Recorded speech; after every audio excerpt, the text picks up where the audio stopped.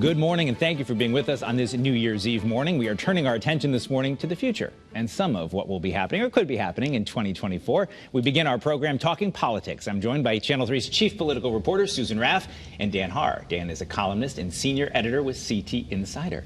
Thank you both for being here. Great to be here. We have the short session.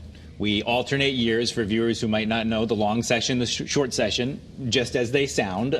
We leave time for campaigning. It's an election year. Exactly. It puts a lot of pressure on lawmakers to try to get something done. Yeah. So what are we looking at as we get started shortly after the new year with that short session? There's going to be a lot in there. I know two big things. EVs are a big topic. What else are some other big topics that we want to look at?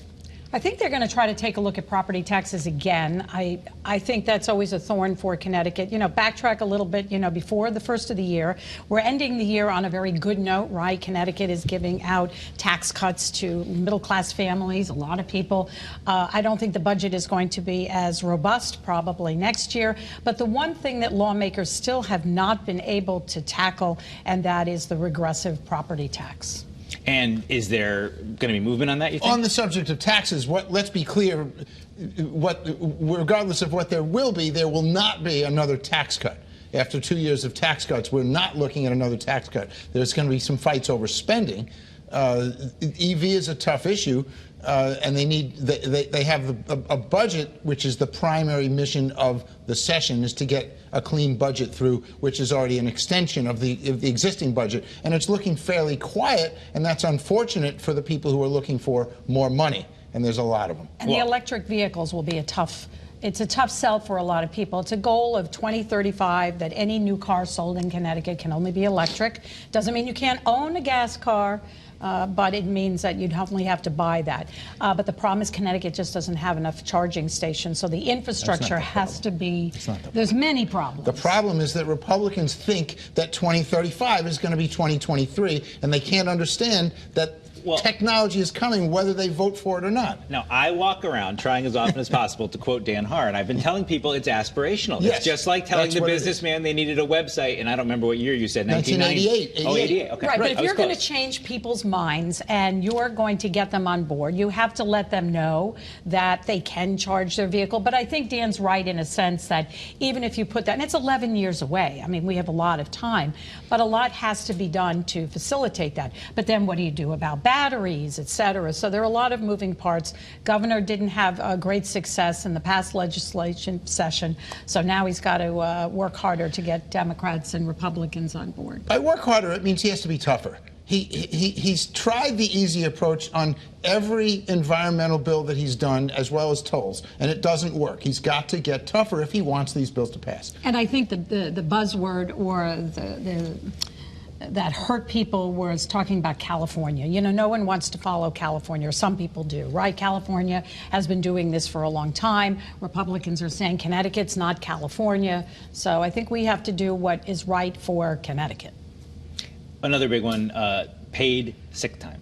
Yep. Tell me about that, Dan. Paid sick time, we passed a bill some years ago that gives some paid sick time to some employees of some companies, and the folks, especially Senator Kushner on the Labor Committee, really want that extended to almost every company. And it would be 2 weeks, 80 hours of paid sick leave, applicable toward your vacation, but still paid sick leave.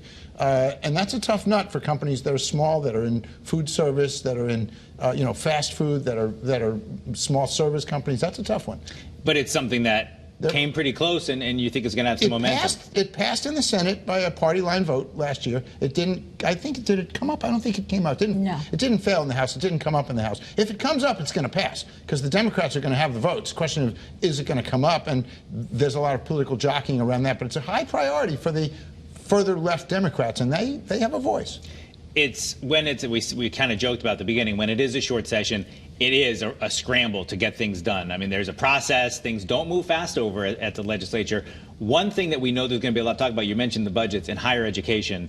We've already heard a lot of talk about higher education, and was it COVID money, and should they have spent it, and did they know it was one time, and can the state replace it? Will that continue into January and beyond? I think a big talker this month has been how to how to help kids go to college, right? And so if you help them and you create programs, which the state is doing, but you increase tuition at the the community colleges, the state colleges, keep in mind, yes, it's an affordable education, but if tuition goes up $600, I mean, that could be a month's rent for some students. So where is that a month's rent?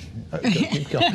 Where can I sign up for that? Well, you know what I mean. That people who with their 6 roommates, right? So, but it's Susan's right. It's a significant 5%. Doesn't sound like a lot, but it adds up, and that's really gotten a lot more pushback than I thought it would get. And the professors are behind it. All the unions are behind it. It's going to be a big push. But everybody wants money. Everybody wants more money, and there ain't no more money because of the famous guardrails. You're not allowed to spend over a certain amount. Let's talk about elections that are going to be coming up in 2024. Chris Murphy running for re-election. Is there going to be a there? There's a guy named Eric Parker. I think he may run.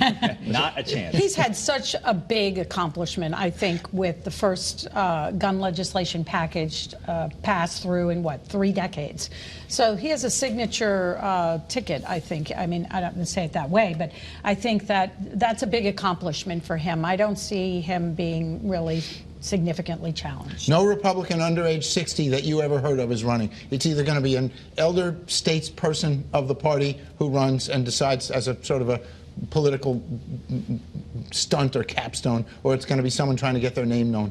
This is not a person who has any possibility of getting less than 65% of the vote. We also have congressional elections in this cycle. Jahana Hayes and Logan going at it again. What are we expecting on the congressional side? Well, Logan may feel because he was defeated in the last go-around by less than 2,000 votes. Maybe he's like, okay, I have a better chance. I'm not so sure that's really the case. And I also think, and Dan and I have talked about this, and that trying to court endorsements from Mike Johnson and other conservative MAGA Republicans, I'm not sure that's going to really resonate here in Connecticut. And he's not in a primary, so he's not facing any other Republicans. Hey, Steve Scalise emerged as a moderate in the speaker fight, right? Yeah. So he seriously, for some reason, Logan put forth the endorsements of some fairly right-wing people in Congress, even though he had no primary. And everyone's sort of shaking their heads. Why would he do that when his opponent is a mainstream Democrat, who, by the way, seems to be smartening up politically? We don't know that yet, but of course she doesn't play well in the sandbox with fellow Democrats necessarily, and she seems to be knocking that off, and that's going to make it very hard for him. And keep in mind, I mean, it was very recently that the Supreme Court overturned Roe v. Wade. That was a big deal, certainly here in Connecticut. And I think Connecticut voters, even though some may be concerned about Biden's age, now we're talking about presidential, I think that they're going to be concerned about rights for people, and they will tend to shy away from conservative candidates. Biden on the ballot isn't going to help aspiring Democrats necessarily, but it's certainly Trump on the ballot would hurt any Republican. We'll talk more about that in 2024. I forgot to ask you about one of the things in the tease, so we got to go back to the legislature. Street takeovers. Oh, lots going on with street takeovers. So, they started out years ago as like a car enthusiast kind of thing, but they really have exploded into something that's become very dangerous. And in Connecticut, I think recently, a couple of weeks ago, in one town, they had 1,500 people come to something like that. In another case, fireworks were shot off. People are trapped in their cars. You've seen people jumping on top of cars. So law enforcement is working together to do a number of things, and technology is a big part of that. Not just sharing information, but also having surveillance cameras, GPS trackers, license plate readers, all of those things, because Connecticut lawmakers passed legislation which increases the penalties for that. But I think they want to get the word out and prevent these things from happening in the first place. Republicans want to tie it to auto theft, tougher penalties, which is a popular idea with the voters, but it's not going to pass. The Democrats on the left are not going to let that happen. All right. Well, we'll talk much more about this when the show is called CT24 in the coming weeks.